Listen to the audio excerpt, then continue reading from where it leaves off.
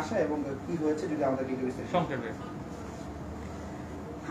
সংক্ষেপে কি বলবো সবাইকে। পরিচয়টা দিয়ে না তারপর শুরু করেন। আচ্ছা, আপনার কি ক্যামেরা ওটা অন করে দিচ্ছেন? হ্যাঁ হ্যাঁ আমরা লাইভে আছি। আচ্ছা। তো আসসালামু আলাইকুম। তো আমি তো যারা চিনেন তো চিনেনি, আর যারা না চিনেন আমি ক্রিম আপা। তো অনলাইনে আমি ক্রিম বিক্রি করতে করতে ভাইরাল হয়ে যাই, তারপরে প্রমোশনাল কাজ করি, করতে সব কিছু মিলিয়েই আমি মোটামুটি ভাইরাল একটা ফেস ক্রিম আপা। তো সবাইকেই বলবো যে সবাই আজকে যেসব কথা আপনারা জানেন না, অনেক দিন দীর্ঘদিন 1 বছর যাবত আমি এটা নিয়ে অনেক হিমশিম খাচ্ছি, অনেক রকমের হ্যারাসমেন্ট হচ্ছি। এই কারণেই আমি আজকে সবাইকে যতটুকু পারি ক্লিয়ার করব।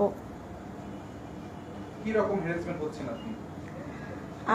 আমি যখন প্রথম পার্লার দেই, তো যখন আমি প্রথমে পার্লারটা দেওয়ার পরে তো আমাকে একজন একটা পার্লার দিয়ে দিতে চাইছিল।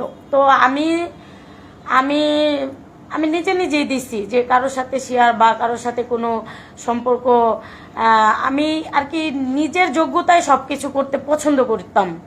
তো আমি পার্লারটা দেওয়ার পরই আমি যত যন্ত্রণা অসহ্য, আমার জীবনে যত লাইফে যত কষ্ট, আমি পার্লারটা দেওয়ার পরই আমি এত হ্যারাসমেন্টের শিকার হচ্ছি। তো যখন আমি ফার্স্টে পার্লার দেই তখন থেকেই কেউ না কেউ আইসা ডিস্টার্ব করে, কেউ না কেউ আসে। তারপরে ছেলে মানুষ, তখন আমাকে এমনভাবে হুমকি দেওয়া হয়েছে আমার পুরো পরিবার মাইরা ফেলবে। তারপরে প্রায় আমার পার্লারে এসে ছেলে মানুষ হামলা দিত। তো যখন নাকি এরকমের করতো, আমি খুবই আর কি এতটা ভেঙে পড়ি, তখন আমার মনে হইলো যে এই জায়গাটা চেঞ্জ করা উচিত। কিন্তু তারপর আমি চেঞ্জ করতাম না। মানুষের একটা জায়গা চেঞ্জ করতে গেলেও কিন্তু 2 মাস 3 মাস সময় লাগে। যারা নাকি বাসা ভাড়া থাকেন, যাদের নাকি দোকান আছে, তারা কিন্তু জানেন। কিন্তু আমি 24 ঘন্টার ভিতরে ওখান থেকে আমি আমার বাচ্চা কাচ্চা, আমার সন্তানদেরকে নিয়ে, আমার হাজবেন্ডকে নিয়ে আমি পালায়ে যাই 24 ঘন্টার ভিতরে। কেন আমাকে এরকমের অত্যাচার করে? আমার পার্লারটা ছিল আগে ছিল এটা আশুলিয়া বসুন্ধরাতে ছিল, আশুলিয়া ভাইপিএল বসুন্ধরা।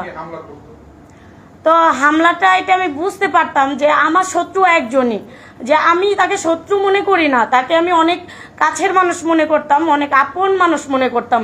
কিন্তু সে ছাড়া কখনো আমাকে এই ধরনের কেউ করতে পারবে না, কারোর সাহস নাই যে এরকমের কিছু করার। কারণ আমি আজ পর্যন্ত কোনো দিন আমি এরকমের হ্যারাসমেন্টের শিকার হইনি।